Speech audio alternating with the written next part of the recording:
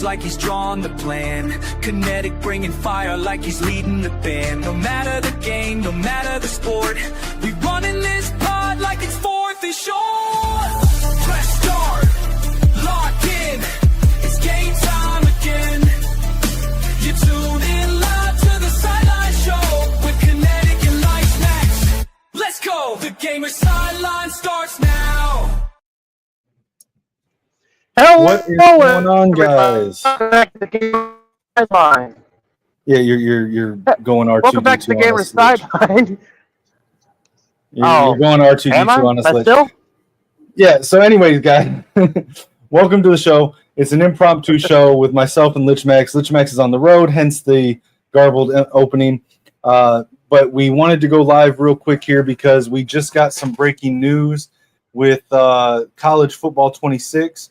They have released Campus Huddle notes for a title update coming tomorrow, August 6th.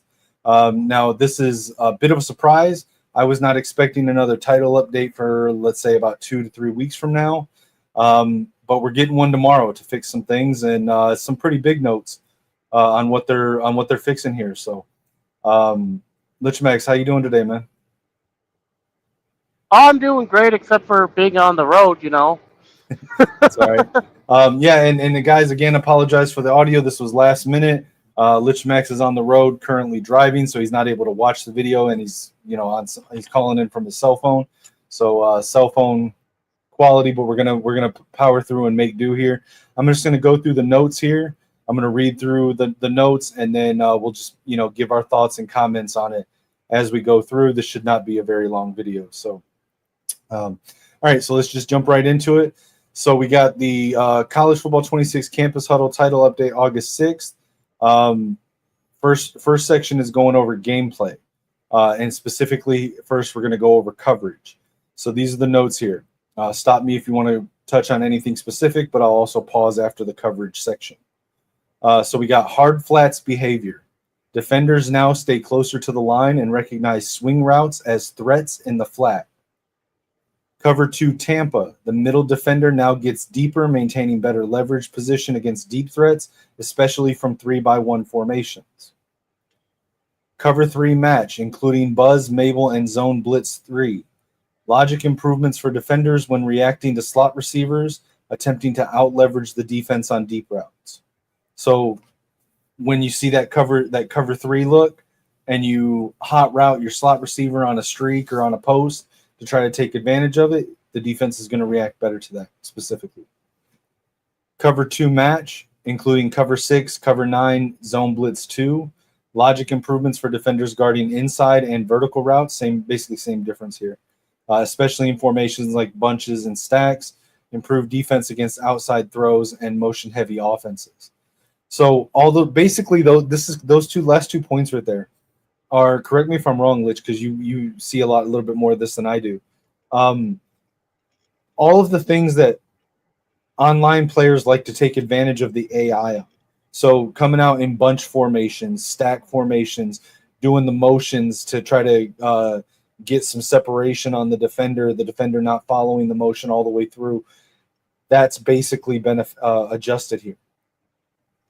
So what they like to do, I don't know if you can hear me better now, but what they like to do is they use the motion to try to gain leverage on the defense. So what they do is they try to lighten up the defense on one side, so that way they can get a man open and potentially get a one-on-one mismatch with the motion. That's kind of the point of doing like a motion when you call it like bunch or a stack formation, is you're trying to lighten up the secondary and create one-on-one matchups, especially when you're dealing with man. On zone, the zone logic improvements are gonna be very good for the defense, because that's gonna improve the coverage as a whole when it comes to dealing with like those bunch and stack formations. Right. So currently, if you hot route correctly, you can take advantage of weak spots in the zones, and that's a little easy. That's really easy to do, especially if you kind of have an idea of what you're looking at on defense. Now, with the improved AI, that's going to definitely help, because you're not going to know what to expect when the defense comes out, because they're going to play differently every time. Right. And just to touch real quick on the final two coverage points here.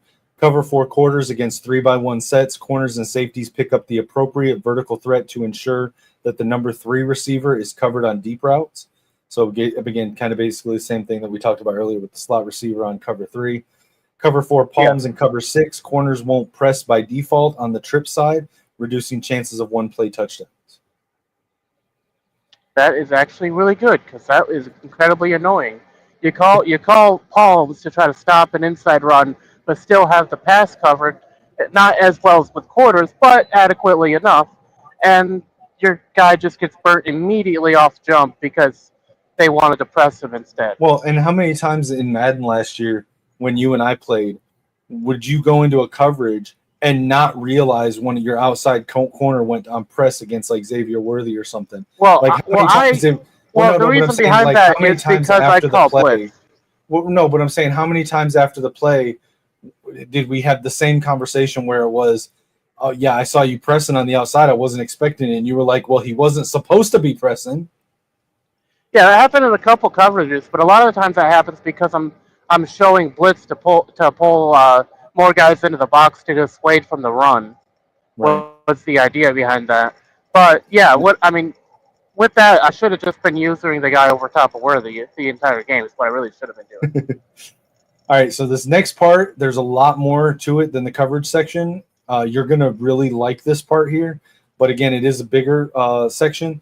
So I'm going to sort of compartmentalize, like subsection it off. So this next part's going to have to do with blocking. And specifically, first, we're going to touch on the pass blocking and pass rush adjustments that they've made here. So pre-play, resolved issues where quarterback animations prevented players from making protection adjustments, blocking the running back. Protection menu now closes automatically after making an adjustment. That was such a huge annoyance to me, like having to R3 to get the menu to close after I've already made my adjustments. Just a small minor detail, but definitely quality of life in my opinion. Yeah. Visual feedback, fixed display issues with pass block lines after hot routing the halfback. Which is actually a big deal because checking blocking assignments is so much more important this year than in previous years. So that having this visual glitch fixed is really good. Blocking logic enhancements, improved recognition of stunts and loops across base, empty, and slide protections. Base protection is less effective against stunts, reflecting its man-on-man nature. Blockers are better at identifying late blitzers and avoiding premature handoffs that lead to free rushers. So a couple things specifically there with that. Across as a baseline, there's going to be some slightly improved recognition of stunts and loops on base, empty, and slide protections. However, base protection is less effective against stunts, reflecting its man-on-man nature. So it's a little bit balancing. It's kind of like giving one hand, taking the other, but it makes more sense. Base is still going to be like, as the name suggests, the baseline for how you want to start every play, because like the slide protections are nice, but if you slide wrong, you're going to end up having 3 people coming in regardless. Whereas with baseline, at least you can delay them. Right. So it's one of those things that it's the safer way to go still, but it's not required that you have to do it in every play like it was before this update, where you had to come on base protection. Otherwise, the offensive line would just break down immediately. No, they did balance this out a little bit, and we're going to get to that in a second. But pocket behavior, it says tuning to decrease the likelihood of pass blockers staying in double teams unnecessarily. So that's really good. Like that's a big deal with the pass blocking, is they'll get into a double team and they just won't leave it, and that leaves another guy open. So it says reduced frequency of illegal man downfield penalties. Thank God. Thank God. Okay, but one thing, and again, I don't know that a EA dev is ever going to watch these videos, but if they do, why can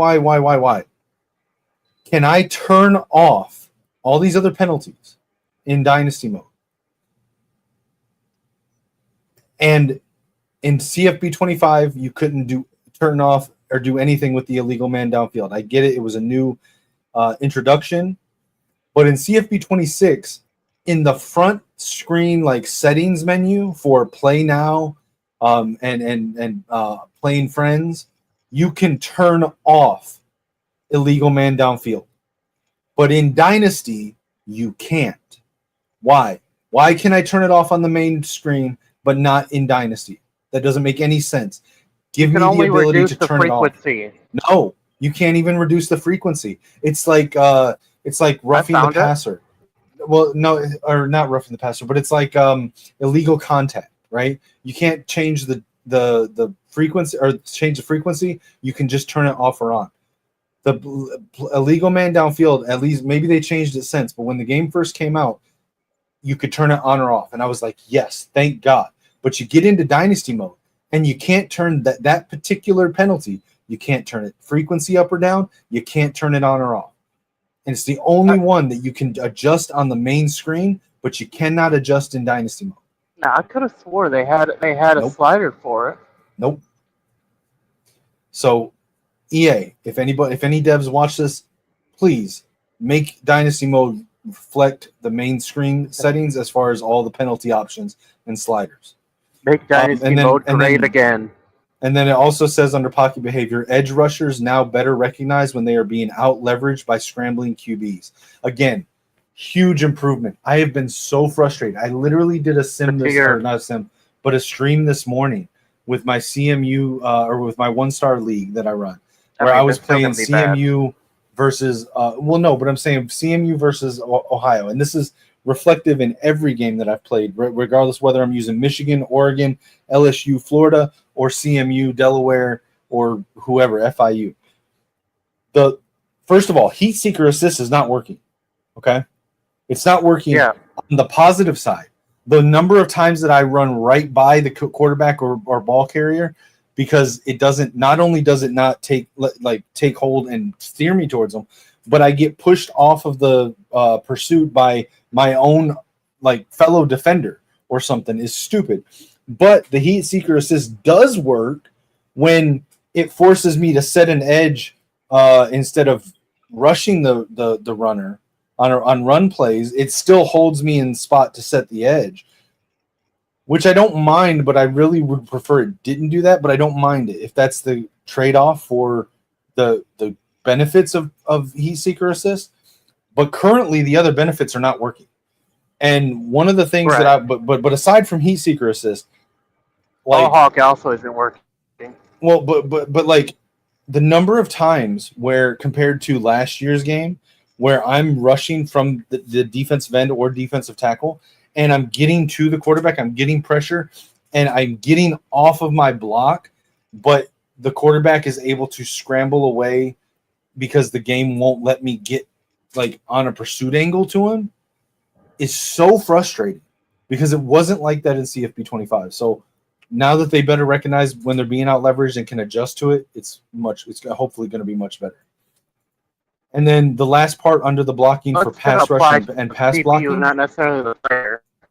Well, it's going to apply for both, but this is the part that you may not like because it kind of balances out the blocking improvements. Is that increased pass rush effectiveness overall on Heisman and All-American difficulties, but decreased the pass rush effectiveness on lower difficulties.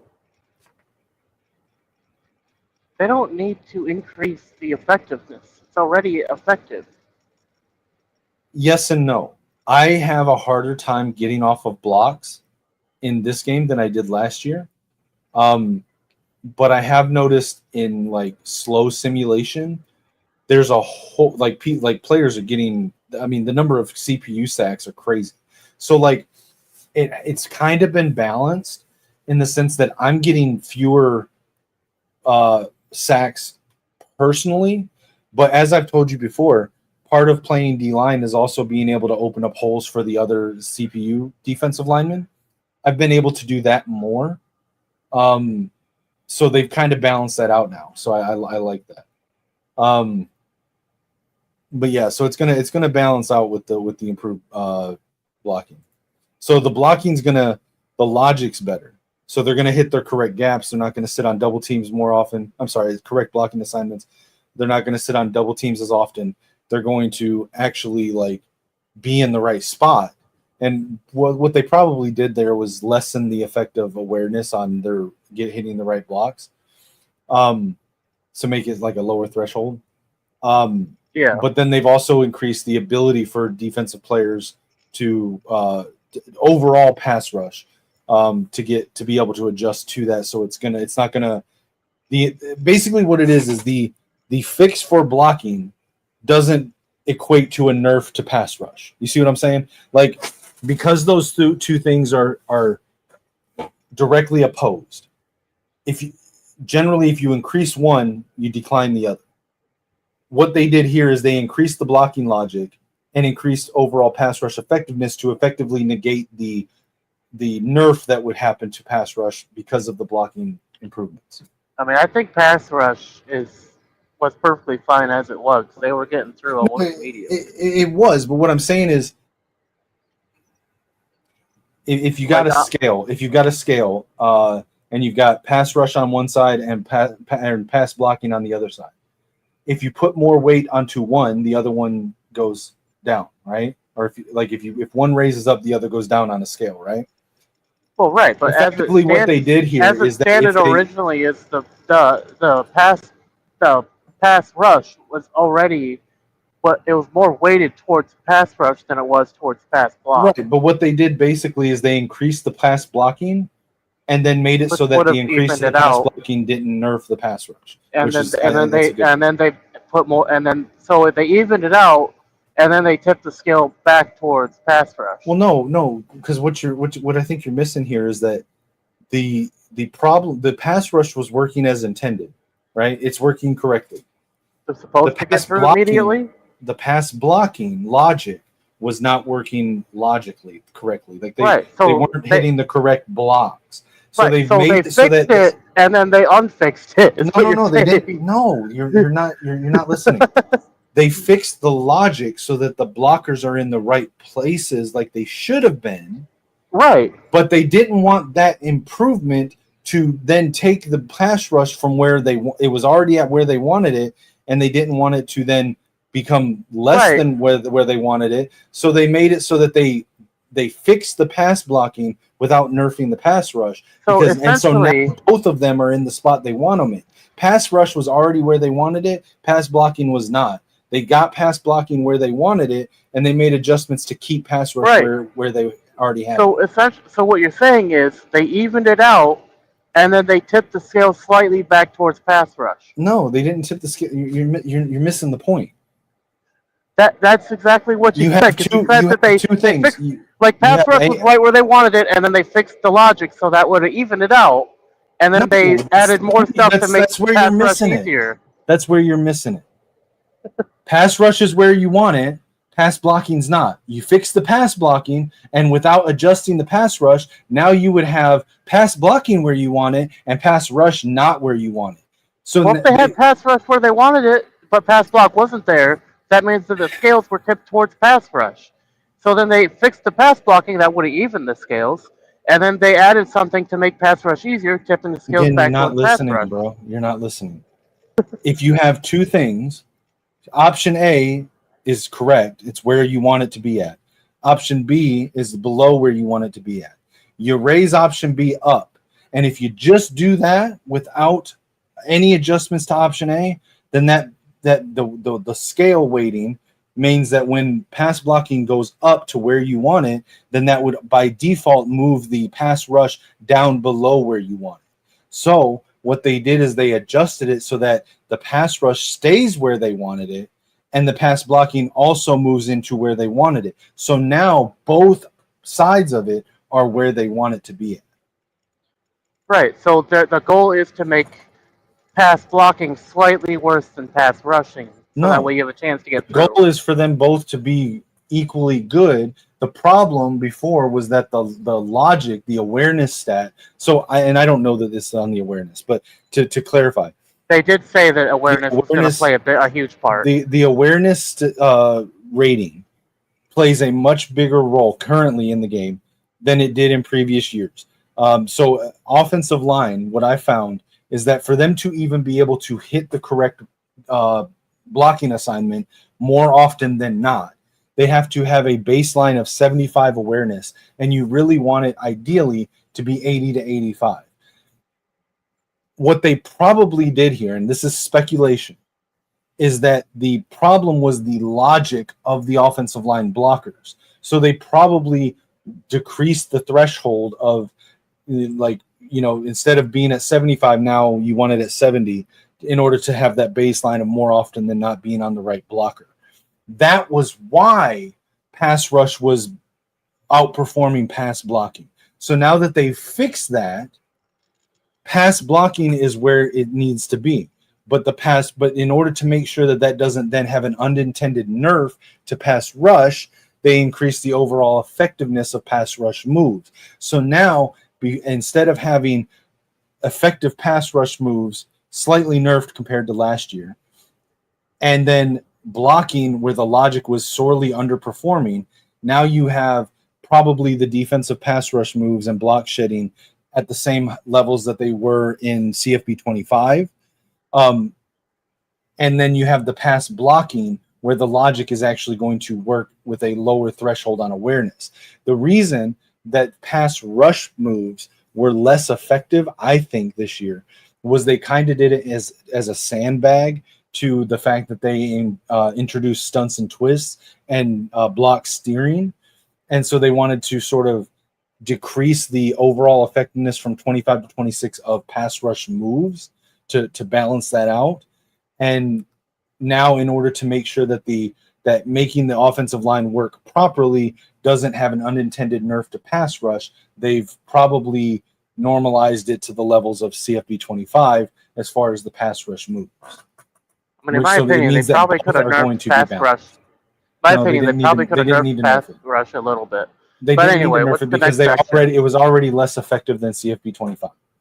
I mean, they were getting through immediately, but anyway, what's the next? But that was from stunts and twists, not from the pass rush moves. All right. Right.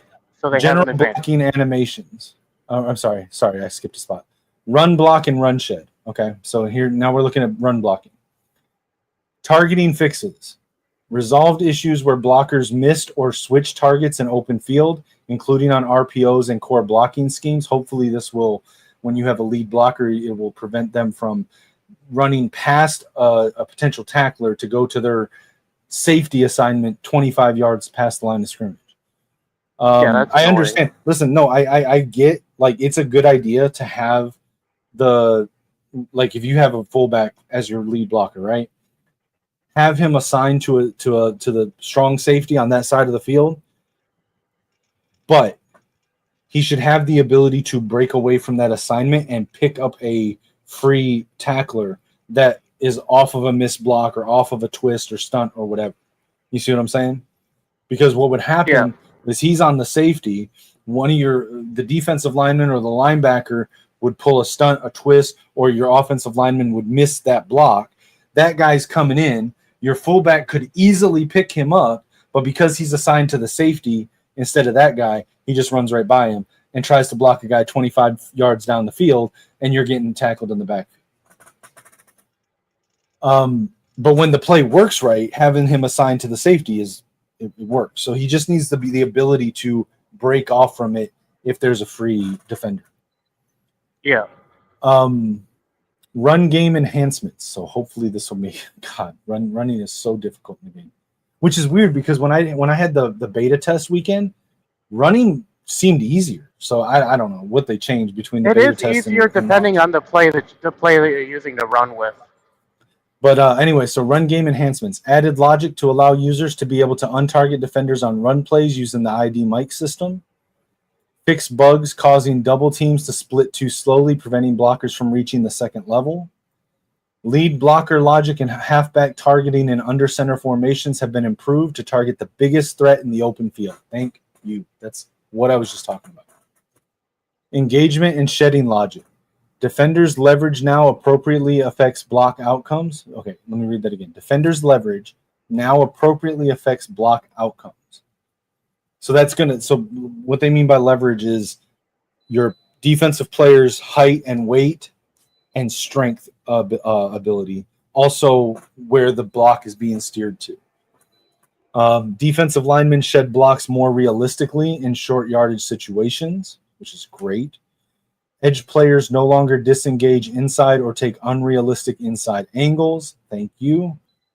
Reduce defender control on block steering interactions. Again, there's that balancing. Like I said, I thought that because they introduced block steering and stunts and twists, they tuned down the block shedding and pass rush moves. This is sort of reinforcing that speculation I had, because in increasing the effectiveness of the moves and the logic, they're reducing the defender's control of the block steering. Animation and ratings logic. Defenders with big ratings advantages now trigger super win animations correctly. Fixed issues where edge rushers didn't respond properly to scrambling quarterbacks. Again, what I was talking about earlier. This super win thing. Is this like the defender's version of pancake blocks? Yeah.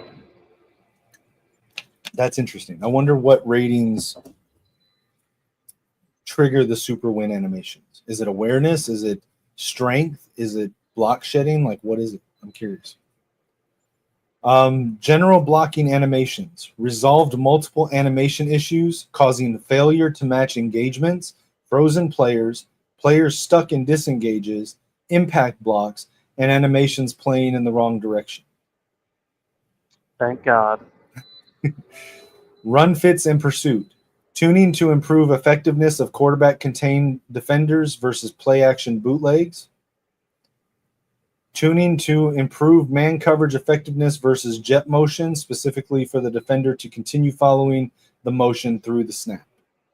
Oh, that's a good pickup, because what would happen, at least on the offense, I know that's supposed to be a defensive improvement, but on an offensive side, when you're trying to call like a fake jet, he would just stop in the middle of the field against a CPU instead of following the jet motion like he should.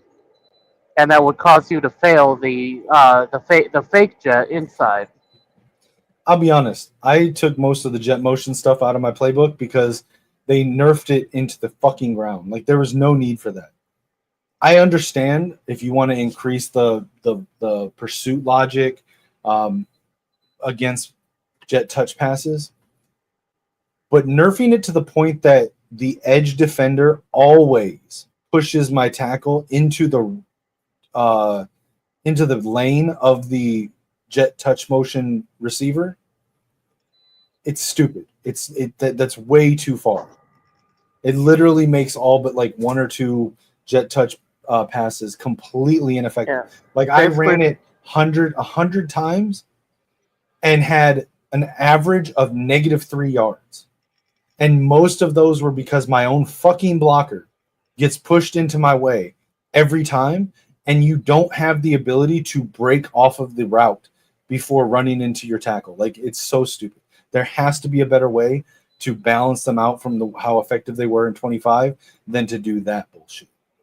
Yeah, really the only way to run those now is you have to find one that orbits around behind the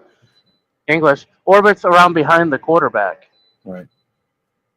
All right. So that puts you outside of that tackle getting pushed into your lane. Right. So moving beyond the blocking, we've got some playbook adjustments.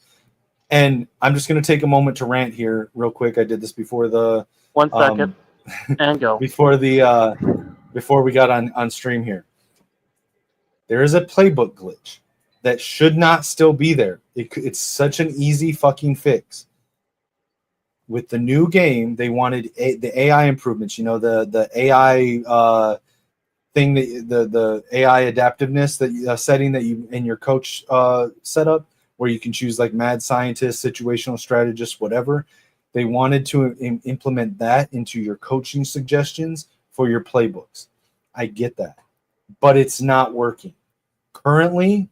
And it's not just with custom playbooks, but it is more pronounced with custom playbooks.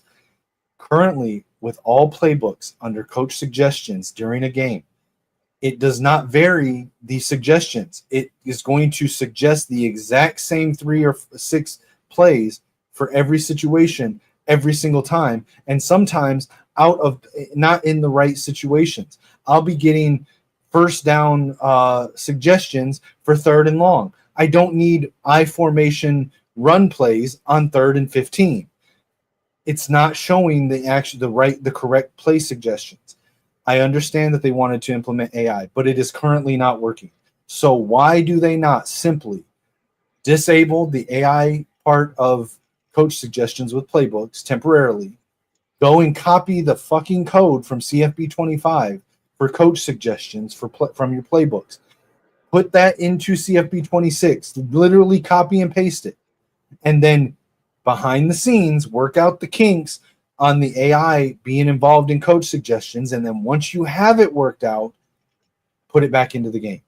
But they didn't. Yeah. So we've got all these playbook adjustments that I'm about to go over, and they still haven't addressed this very simple fix for a very frustrating issue. And before you or anybody in the comments says, oh, ha, ha, ha, you use coach suggestions, you're a noob, I can call plays effectively from favorites, from concepts, from formation. I can do all that just fine. But game planning, if you go in and create your own custom playbook, game planning is a part of the playbook. It is a feature of the game, and it is one that I personally like to use as my first option for finding a play. And then if I don't like what I see, I go to formations, or I go to concept, or I go to favorites. I like to have, let's say, a 3rd and long situation. If I've got 25 different plays I like to use depending on the situation in 3rd and long, I like to be able to have the game suggest, hey, here's 15 of the 25 plays that you normally like to run in this situation, all, irreverent of the formation that it's in. Here's the ones you like to play. Have fun. It should work.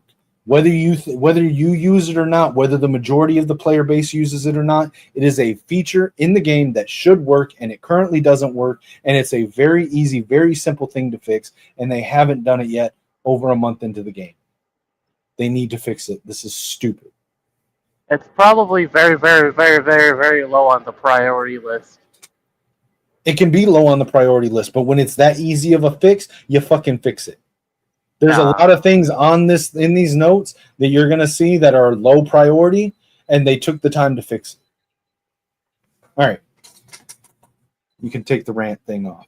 All right. Playbooks. Adjusted wildcat and flexbone plays, including quarterback power swing, direct snap, and fullback dive logic. Split flexbone fullback toss into 2 types: fullback sweeps, pin and pull, and fullback zone toss, outside zone. Fixed blocking issues on rocket toss, buck sweep, and pistol play action halfback wheel plays. Improved motion consistency across play sets and fixed alignment issues in no huddle formations. Disabled playmaker flip on flexbone fullback dive to prevent broken handoffs. Added new content to Army, Navy, Air Force, and option generic offenses, including new flexbone and wingback formations. Introduced the go-go generic offense and expanded air raid generic offense.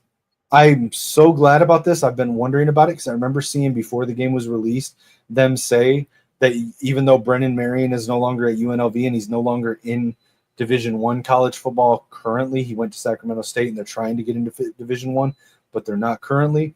So I was worried that his go-go offense that was at UNLV and CFB 25 would not be in the game, but they did say prior to launch that the go-go offense would be in the game, but I had yet to find it. I couldn't figure out where it was. So apparently they were just working out kinks with the playbook, and they are introducing it with the patch tomorrow, as well as they've expanded the play selection in air raid generic offense.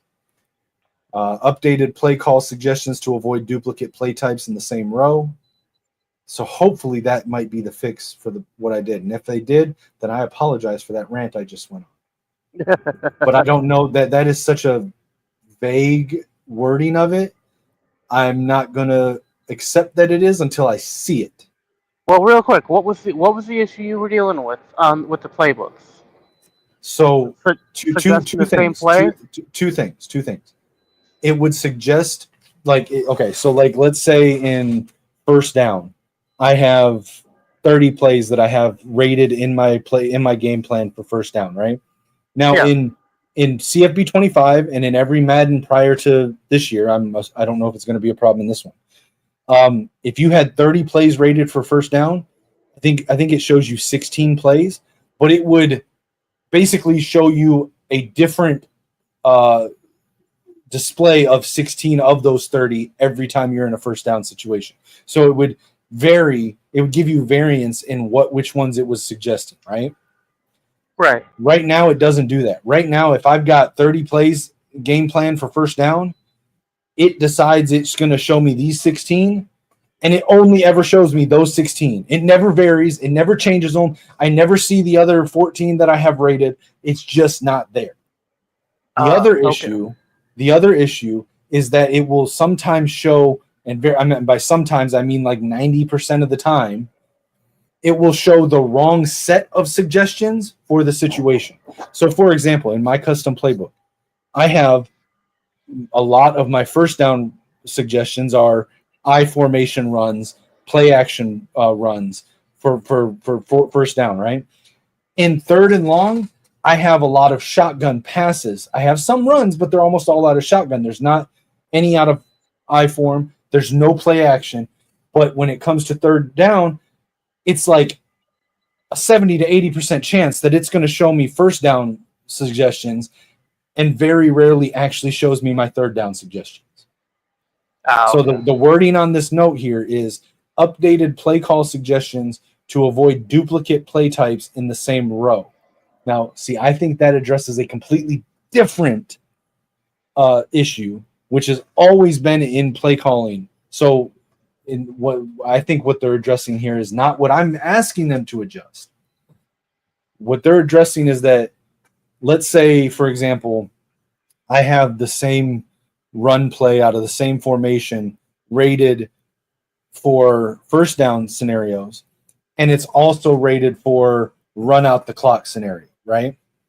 So what'll happen is if I'm in a run out the clock scenario on first down, it would have two of the three plays in the same row would be that same play.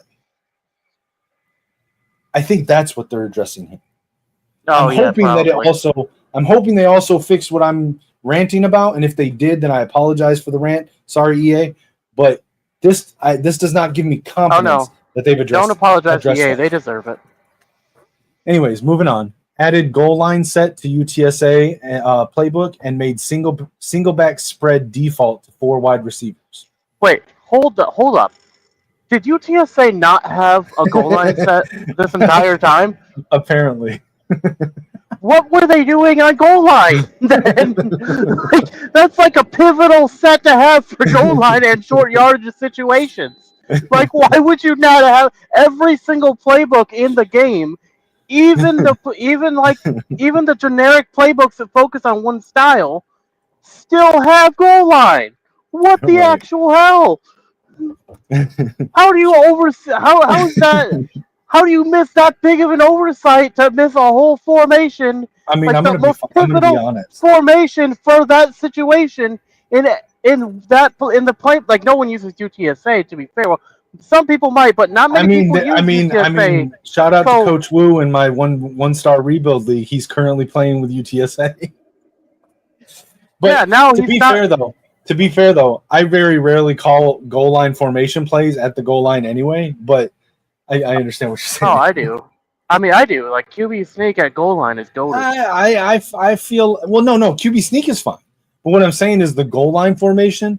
I have more success even in goal line situations, doing the same type of plays like QB sneak, inside zone, fullback dives, whatever, out of I formation, single back, and Maryland. Goal line is just a more beefy I form anyway. Yeah, so I personally have better results with the other formations anyway, but I would still every now and then use goal line. All right, so fix pitch man behavior on option plays and improve backside edge blocking on RPOs and play action. So you with your little Brock Bowers shit, fuck you. It'll still work. Synced play action bootlegs with their paired runs and gave all play action walk plays inside zone fake blocking. So effectively, they've improved the blocking for the slow mesh plays. That's good because those were not great. Are you okay? All right. Give me some honesty here. Are you including any of the slow mesh plays in your custom book this year? Probably not. No. Because I remember the first time when I got you to play that playbook, and there were some parts of it that you liked. I might because you can hot route RPOs now, so I might because some of those were good. They just needed better routes. Right. For the throw portion of the slow mesh. The next point says improve deep poco route to better sell the post. Speaking of, actually, real quick, speaking of slow mesh, like if tell us in the chat, like if you've tried the slow mesh, how do you like it? And for anyone that hasn't tried it, I suggest you go try it. Even listen, the go-go offense, which will now be in the game, and the slow mesh, which is Wake Forest offensive book. If you have not played at least one play now game with it just to do it, go and do it. They are fun. They are hilarious. They are frustrating, but they are very unique. And I mean, when I got Lichemax here to play the slow mesh, but he didn't know what the fuck it was in a play now game. And I just told him to look for the plays that he had never seen before, and he started running them. And I'm telling you, we were just having fun. We were literally laughing the entire time we were playing it because watching him play you run those plays, it was just funny to see. And it's funny that they're effective when if we describe them to you on what they do, you would think those are never going to work, but they do. Yeah, and they're not all RPOs. They have a few slow mesh play actions as well, where like it delays the whole play action by a minute before he pulls the ball back and does the whole, like, especially like on a slow mesh bootleg, because he'll instead of trying to hand the ball off, pull it away immediately, the running back will like do like a slow jog up to grab the ball. It'll be like a slow motion. And the idea is that you're giving your quarterback a little bit more time to make the reads, and you're giving your offensive line more time to get into the correct, adjust to the defense. Yeah, but it may not work in this year's game because of the stunts and twists though. Right. So theoretically, that's the idea behind it. Wake Forest does utilize this in real life. So if you're curious, you can also go look up Wake Forest slow mesh highlights on YouTube. It is entertaining to watch. It's just one of those things that you're like, this shouldn't work, but it does. So kind of like the go-go offense, it's very unique, very fun. But when you're watching it, you're like, what the hell is this? All right. So anyways, like I said, improved deep poco route to better sell the post, and reduced snap delay on reload and double motion plays where the quarterback and halfback swap. So that's interesting. All right, some Dynasty fixes. All right, so we've added 2 new awards, which are both available in the trophy room. The Sean Alexander Award was added, which is given to the best or most outstanding freshman player of the year, and the Jet Award, which is given to the best special teams returner. To help players make better decisions when determining who to target in transfer portal, career wear and tear is now shown in the player module while viewing the transfer portal spreadsheet. Corrected an issue with lighting and game times. Now in-game times properly reflect local time. This means that a 9 p.m. Eastern time game in Hawaii will correctly be at 3 p.m. local time. Added new scheduling. See what I mean? Some of these were very low priority, and they still fixed them. So they can fix that thing I was talking about. No. Dude, you can't tell me that fixing the playbook feature, a feature in the playbooks, is lower priority than making sure that Hawaii's 9 p.m. Eastern time game correctly shows 3 p.m. local time in the schedule. That should it should be actually lower priority than that, yeah.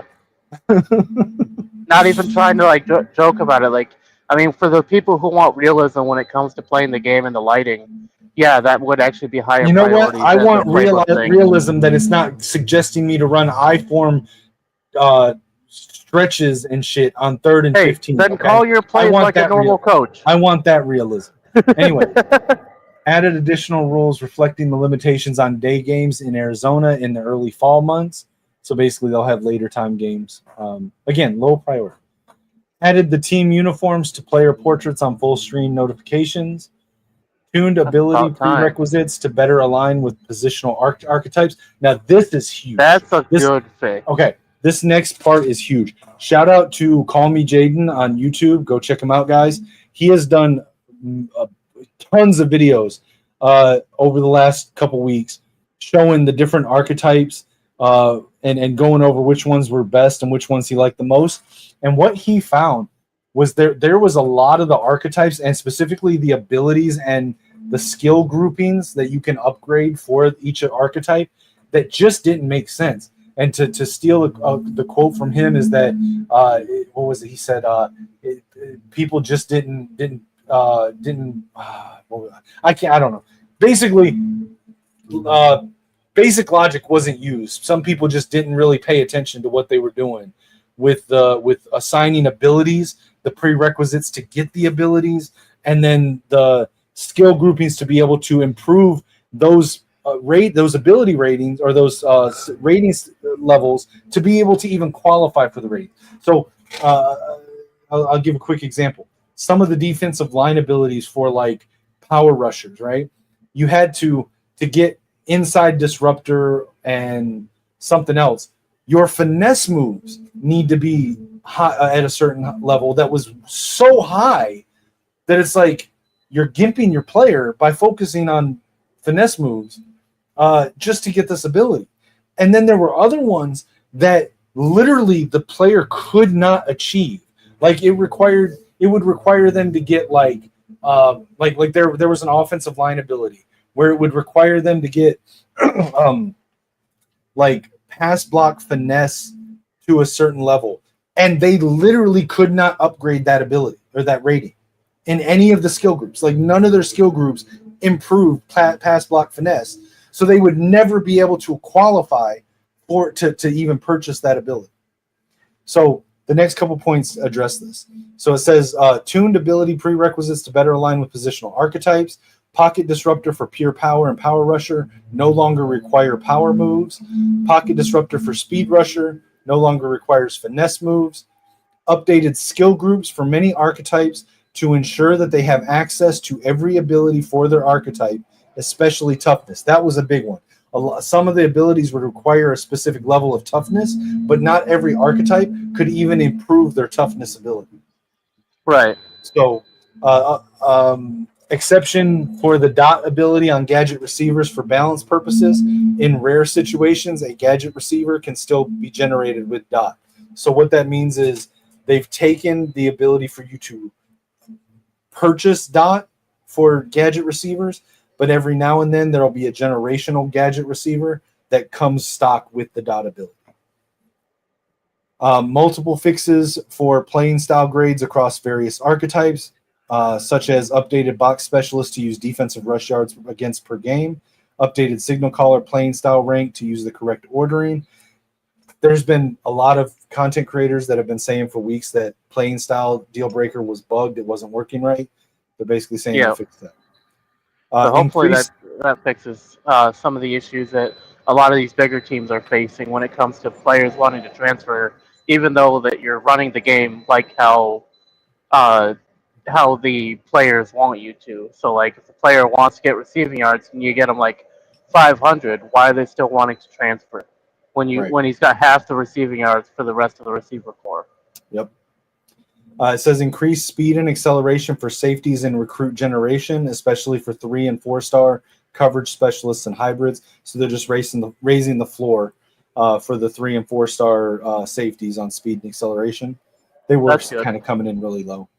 Yeah, I found one that was like 69, and he was a 5-star. And I was like, how are you a safety? Right. You are a lineman, sir.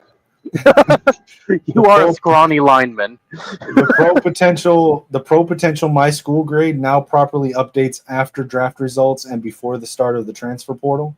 So you'll immediately get the updated grade after the draft. Before you'll get the benefits of it in the transfer portal. And you'll also get the negatives of it. Right. But instead of having to wait to the next season for it to change. Yeah. Increase the number of players in the transfer portal who start in the open status. So it's going to be more options for players to go after. When in the records screen, switching between national season and game tabs will now maintain your current filter, allowing you to easily view a team or conference's career, season, and game records. This is a huge quality of life thing.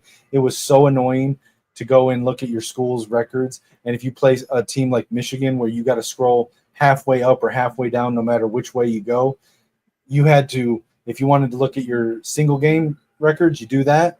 And then if you switch over to season records, you have to go through the menu all the way down to Michigan again. Now you don't have to do that. Updated Boise State's rushing touchdown record, Big Ten rushing yard record, Conference USA receptions record, and Missouri State rushing touchdown records. I'm assuming those were all displaying incorrect records. It showed they had a touchdown, and we all know they didn't get one. For Super Sim, reduce the number of pass attempts for AI teams, increase the yards per catch for teams with elite wide receiver ones, increase design quarterback run plays to ensure that running QBs more closely aligned to the real-world rush attempt averages, added weekly summary notification to alert when a player is visiting that week. That's cool. That is actually kind of cool. Fixed an issue where non-user coaches could appear as vacant in the schemes and playbook screen. This is actually something that I reported during the beta testing, and they're just now fixing it. Fixed probably an issue, took them a minute to fix it. Right. Fixed an issue where you would be unable to change a player's position after viewing their player card. Huge quality of life. Every time when I would go into the player position, change player positions, and I would look at a player card, and then in order to change a position again, I'd have to back out, go down, and go back into the player or change positions menu. That's actually huge quality of life. Fixed an issue where team win percentage did not include bowl games. This also fixes a related issue where the winning season coach stat was not incrementing properly. Setting the player edit permission setting to commissioner no longer allows non-commissioner users to edit the height and weight of their players. Thank you. That is fantastic. Why was that ever a thing? Why were non-commissioners allowed to edit the height and weight of players? Non-commissioners should only be able to edit the gear and the name of the player. I don't even think they should be able to edit the name. They should be able to edit the gear, and it should be like, if you need a name, if you really want a name changed, come to me, because I really don't want to open up the previous game players of the week and see like Pimp McDucklesworth at QB for North Carolina. I would love to see that, like him as the Heisman winner being Kent McDucklesworth. Like, come on. Like I had somebody. Like, that's not even at North Carolina's quarterback position. He ain't winning nothing. No, but my point is, like, let's just let the commissioners do that stuff, okay? But gear, I agree. What if I want Peebles McGillicuddy to be in the Heisman race? Listen, personally, as me being a commissioner, if you want to change a recruit's name to a actual realistic name, let me know and I'll fucking do it for you. I don't care. But I don't want you being able to put ridiculous names in. Anyways, when exiting the auto sub screen, you will now be prompted with a pop-up asking if you want to save your changes. Updated teams, athletic facilities, and brand exposure My School grades. Fixed an issue causing Team Builder My School grades not to align with website grades late in the season.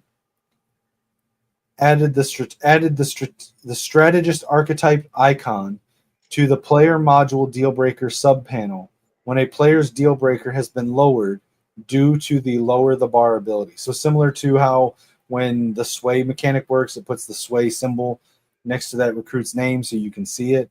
They're just going to let you know, hey, your ability affected this player. That's good. Now you don't have to guess. Right. Fixed an issue where FCS teams showed under the ACC filter when selecting an opponent in custom schedules. Fixed an issue in staff moves where the coach module would display the coach's record with their new school as their record with their previous school. It now correctly shows 0-0. Fixed an issue in custom conferences where you could add a school to the conference they were already in. Okay, first of all, why could you do that to begin with? And second of all, why would it matter? Because if I add a school to a conference that it's already in, it changes nothing. Whatever. Anyways, well, apparently it changes everything. Custom schedules now show the correct location for neutral site games. Oh, that's good. Added a counter to formation subs, displaying the total number of subs that have been made. All right, the next two sections I'm going to go through rather quickly. I don't think we're going to have a ton to talk on here, but we're just going to go through. I don't mean neither you or I really play much of these modes, but for the people that might watch this that do, we'll go through it. Road to Glory. When adding a school to your top schools list, you will now see if that school has offered you a scholarship, regardless of whether or not they are in your top 10. I will say the couple times I've played through Road to Glory, that was a minor annoyance, so that's cool. Fixed an issue where offers would be given or revoked when advancing to signing day. Reduce the amount of test readiness needed to pass your exams to more closely align with scrape by. Note, if you already have a low GPA, you will still need to get higher than scrape by in order to stay eligible. That was a little off. Like you really had to have damn near full on the meter in order to have good GPA test scores. Reduce the amount of wear and tear damage incurred from training. Metal thresholds for gap drill for cornerbacks have been reduced. Player grade widget and pause menu stats screen now show total touchdowns. Added player feedback notifications when exiting high school games. Player feedback notification. That's interesting. Added new sponsorship deals to be earned via NIL. That's cool. Fixed an issue where you could not graduate in 3 years if you redshirted your first season. That was needed. Fixed an issue allowing you to spend energy points on leadership and brand even when the meters were already full. Fixed an issue where your current school appeared as one of the schools you could transfer to in the transfer portal. I don't think we needed that. No, maybe I want to transfer to my own school. Well, no, I'm already here, but I want to transfer there. I've seen this in Dynasty where like you'll have a player leave your school, but then they're there. You can try to get them to come back in the transfer portal, and I actually like that because they're in real life. There have been plenty of situations where players have entered the transfer portal and then chosen to come back to their school. That should be an option. In fact, I would almost put it as a prerequisite that any player that does enter the transfer portal, or maybe put like if you miss their deal breaker threshold by like one letter grade, then make it so that your school is in their top X number of schools and in week 1 of the transfer portal, because a school should be able to try to recruit a player to stay at their school. So I actually like that. And just to give a real world example, when Kalen DeBoer went to Alabama to replace Nick Saban, a good half of the team entered the transfer portal. And once Kalen DeBoer got into the school and was able to talk to a lot of the players over the course of the next 3 weeks, I would say probably 2/3 of the players that entered the transfer portal returned to Alabama. So I don't think that needs to be fixed. Let's see. Fixed an issue where your current. Oh wait, no, I already said that. Fixed an issue with the Mike linebacker not displaying properly in the trophy room. All right, in Ultimate Team. Now, maybe you will be able to comment on how big of an issue some of these were since you do play Madden Ultimate Team. It says, fixed an issue where the event rules screen was not displaying properly.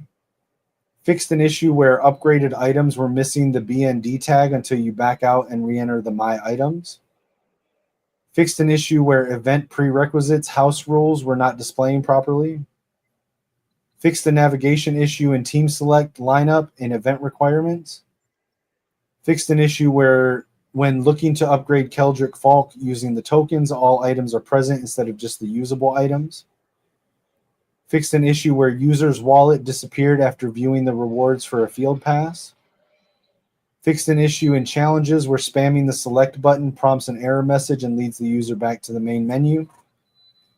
Fixed an issue where sections tabs were missing from the lineup screen.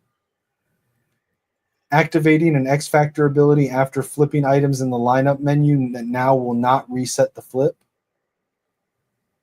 Fixed an issue where users were returned to the challenge category selection screen after exiting from the milestone screen. Pack Helper will recommend set completion over lineup improvements when the user has an empty lineup active. Fixed an issue where players that are contributing to team requirements did not display their position in depth. Fixed an issue where the scoring drive banner showed the wrong time during Ultimate Team challenges. The difficulty bonus percentage now is not cut off on the study hall progress screen. Fixed an issue where the BND and LTD badges were both blacked out with white, or blacked, were both black with white text. Fixed an issue where the lineup needs editing dialog box was not visible in events with long lists of team requirements. Fixed an issue where event rewards were not being displayed for Gauntlet. Had that. Oh, no, never mind. Fixed an issue where the generate best lineup for special teams did not put a player in at kickoff specialists. Fixed an issue where when entering the substitution screen from team overall requirements, available players did not populate. Fixed an issue where items were loading very slow when switching between all tabs from the item manager / my items screen. That was annoying. Fixed an issue where no coin image would appear in rewards when user earns them in the field pass. That was also annoying. Was that? Oh yeah. Fixed an issue where arrows were not shown correctly in the challenge info screen. Fixed an issue where the getting to know the basics challenge text overlaps. Fixed an issue where no rewards would appear in online head-to-head when pressing progress and rewards button. Fixed an issue where the player image will appear blank on the level 50 field pass for season 1 item 87 overall BDN Xavier Scott. Fixed an issue where accepting an invite from Ultimate Team Play a Friend squads lobby to a head-to-head squads lobby. 2 RS callouts are now present in the progress and rewards screen when having at least 6 games in the results box. Fixed an issue where users received the "you lost the auction" pop-up when an auction expires even if the user didn't bid. What? Fixed an issue where the game would crash after... Hold on. How do you lose an option on an auction that you never bid? How do you even get that pop-up? Whatever. Because you view the auction and then so it's counting you as viewing it as if you're like watching it. Yeah, yeah. Gotcha. Fixed an issue you put a bid into the auction. Gotcha. Fixed an issue where the game would crash after leaving a MUT challenge lobby. Fixed an issue where the user could not navigate between Team Pass tabs after accessing the Team Pass menu while inside the compare screens in Ultimate Team. Fixed an issue where the Team Pass objective screen would refresh 3 to 4 times before the user can function when accessing from a player card customization item. Fixed an issue where pack helper options were not displayed when receiving Jerome Baker after completing a challenge. Fixed an issue in the Run Game 2. The CPU automatically starts with 3 points, which incorrectly deducts 40 points from the player's leaderboard score. Yep. Fixed an issue where invited players received an error pop-up and were removed from lobby when pressing ready while being transitioned to lobby Ultimate Team Play a Friend. Game history is now shown in the season rewards screen and progress and rewards. And finally, multiple UI elements now disappear when the user returns from the progress and rewards screen. All right, presentation, players, uniforms, and equipment. Adjusted the neck length and helmet fitment on most all players. Adjusted hair helmet on placement for players with longer hair. New alternate uniform elements for Ohio, Notre Dame, Boston College, Tennessee, Tulane, Tulsa, Iowa State, Mississippi State, and Cincinnati. New updated or added home and or away sets or elements for Washington, Liberty, West Virginia, Toledo, Georgia Tech, Houston, Tulane, Western Michigan, New Mexico State, Temple, and Cincinnati. and adjusted current uniform assets for Central Michigan's helmet, North Carolina's numbers, and Marshall's collars. So this is the first equipment and uniform update of the game. Small one, but update nonetheless. You know, the equipment nerds are going to be in an uproar that they didn't add in what they wanted them to add in. Still haven't gotten hanging mouth guards and single leg sleeves, so they're going to hate this. Yeah. Audio, crowd updates, increased crowd reaction to big moments, home field advantage pre-play swell tuning for different stadium attendance sizes, updated crowd assets for several pregame and Road to Glory first-person runouts, deep pass and anticipation reactions updated to improve timing, tuning on-field collision sounds, adjusted UI sounds across multiple modes, new crowd themes for the following schools. Note, new crowd themes included in this update are exclusive to which schools you are playing against and the time of year. The schools include Akron, Appalachian State, Arizona State, Auburn, Baylor, Boise State, Bowling Green, Charlotte, Coastal Carolina, Colorado, Delaware, East Carolina, Eastern Michigan, Florida International, Georgia Southern, Hawaii, Houston, Illinois, Iowa, Kansas, Kansas State, Kennesaw State, Louisiana Tech, Louisville, Marshall, Maryland, Memphis, Michigan, Michigan State, Minnesota, Mississippi, Missouri State, Northern Illinois, Northwestern, Oklahoma, Penn State, Rutgers, SMU, Tennessee, Texas State, Texas Tech, ULM, Utah, Utah State, Virginia, Wake Forest, West Virginia, and Wisconsin. And again, this was new crowd themes that play at when you're playing at the stadium, and some are dependent on if you're there in specific times of the year. Music, sound effects, and chants. Added the original Oregon football theme. Added Mr. Brightside to Missouri. First of all, I thought that was a Michigan only thing, but apparently. So not only does Missouri copy us with the Block M, but it also took our shitty themes or song that we play. So what you're telling me is we can steal other teams' theme songs. So we need to steal Virginia Tech. Yeah, can we just plea to any Michigan board members that happen to watch this, or anyone with the ear of one? Mr. Brightside is a dumbass song to play for football. We can just let Missouri have it, and can we get something better? Anything better, please? All Nightmare Long would be a good one. Sure. I don't know what that song is, but I'm sure it's probably better for a football game than Mr. Brightside. Check it out after the stream. We really don't need our signature theme song to be a song about a guy getting cheated on, or a song that has anything to do with cheating, considering what's going on right now. Okay?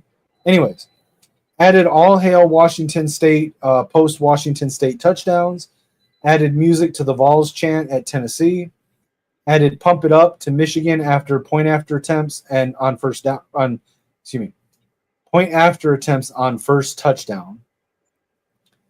Update to Good Old Song for Virginia. Added more chants for Arizona. Added sound effects for Missouri State Cannon. Commentary updates. Fixes for fair catch and consistency. Fixes around point after attempt follow-ups. Adjustments to commentary banter frequency. Adjustments to commentary intros around ranked games. 5 schools have gotten mascots added to the game. Appalachian State got their mascot Yosef. Virginia got their mascot I think it's pronounced Caveman, but it's spelled Cavman. I'm not sure. Whatever. UTEP got Pay Dirt Pete. James Madison got Duke Dog. I think that's the one that's being pictured here. And Memphis got Pouncer. Field art updates. Added new Kansas waving wheat end zone design. Various corrections for other field art on other teams. And they cap it off by saying, thank you all so much for your continued passion and dedication to College Football 26. We have more updates coming in the future that we are excited to share with you. We will see you on the next Campus Huddle. All right, so any final thoughts on the title update coming out tomorrow? I think those are all good updates, much needed changes for the most part. A couple questionable fixes that I don't think needed fixed, but they fixed them anyway, so that's good. Um, then yeah, I mean, I think it's going to improve the game. Obviously, that's what updates are supposed to do, is improve the game. It's good to see that they're actually doing that. Yeah, I mean, I think the majority of the changes that they made are good changes. Some of them I think should be way lower priority than the one I mentioned earlier. Now, that's the lowest Um, priority, my guy. but like, I think they're making good. I just my biggest concern is that I hope this title update doesn't push the roster update back. So Right. that's my biggest concern there. I also want to just point out for our viewers that Madden 26, if you pre-ordered it, you do get the early access, and this time it's more than 3 days. They're giving you a whole week of early access. So if you ordered if you pre-ordered the deluxe edition, you should get access to the game this Friday, August 7th, and we will be touching on that in future episodes as well once we've gotten to play it. Yeah, and also, if you haven't yet pre-ordered Madden 25, but you bought the deluxe edition of College Football 20, or not 25, Madden 26, but you pre-ordered the deluxe edition of College Football 26, you actually get a discount on buying Madden 26 deluxe edition. Yep. So go and get it. It's going to be good. I think this will be the best Madden in years. We'll see though. Yeah, and a quick disclaimer, real quick: we are not in no way sponsored by EA or college football or Madden. We're just fans of the game and just want to talk about it. Yep. In no way are we associated with EA. We are not in their preferred content creator network yet. I know some people that know them, but I don't have a direct line to them. I hear things, but I don't have any way of like talking to them. So that's what we use this for. We're just fans that like playing the games, fans of football in general.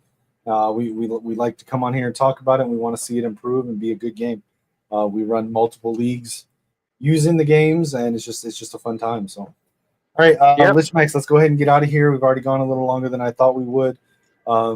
Let the people know where they can find you or anything else that you got going on. You can find me at Lichemax626 on YouTube, Twitch, and over on Twitter, aka X. You can also find me during the football season as the stat boy over at the Maze Madman channel.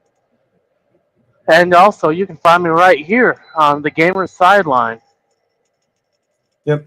And for me, you can find me on all social media platforms at Kinetik615. My gaming channel, Kinetik615 Plays, where I do my game streams. You can catch me on Monday nights and during the season on Saturdays for post-game shows over on the Maze Madman channel on YouTube with my guys Maze Madman, The Boxing Maniac, and Lichemax. I would ask if you guys could, if you'll take a moment to check out the link to to my GoFundMe, which will be added to this video's description. You can also check it out at my YouTube channel, Kinetik615, or on my X profile at Kinetik615. I do have I am in a little bit of a tight situation for myself and my mother, both dealing with major medical issues and the inability to work at this time. Any help is greatly appreciated to help keep bills paid, as I'm going through the process of trying to get disability approved to be able to keep bills paid while we go through our surgeries and treatments. But yeah, check it out. I appreciate anybody that takes a look at it, share it, and anyone who even considers donating. I thank you from the bottom of my heart on that. But all right, and that does it. Also, real quick before we get out of here, let's remind the people to like the video, share it with your friends, and also make sure that you subscribe if you're not already. We are also over, the Gamer Sideline is also over on Spotify. If you don't got time to catch us live and you're catching this video after the fact, if you don't want to watch the video, I understand. You can't always watch the video. Hop over to Spotify. We're there too. Check us out. We got the audio only over on Spotify, so check us out. Follow us over on Spotify as well, along with subscribing to us here. It'll help us out a big time. We're trying to get to 500 followers so we can get monetized. Yep. So let's try to meet that goal as soon as we can. And without further ado, always remember, go blue. Go blue. From joystick dreams to Friday night lights, it's controllers and cleats under podcast mics with Lichemax dropping deep like he's throwing a bomb, and Kinetik calling audible, staying calm in the storm. From the field to the sticks, yeah, we bring the heat. With Kinetik and Lichemax, never miss a beat. When the final whistle blows or the credits roll, we're signing off strong, that's how gamers take control. Catch us on the sideline, where legends chill, where the playbooks flip and the passion's real. If you heard the takes, then you know the drill. Till next time, fam, keep it clutch, keep it skill. From the field to the sticks, yeah, we bring the heat. With Kinetik and Lichemax, never miss a beat. When the headset's off and the lights go low, we'll be back next game, y'all already know. We out.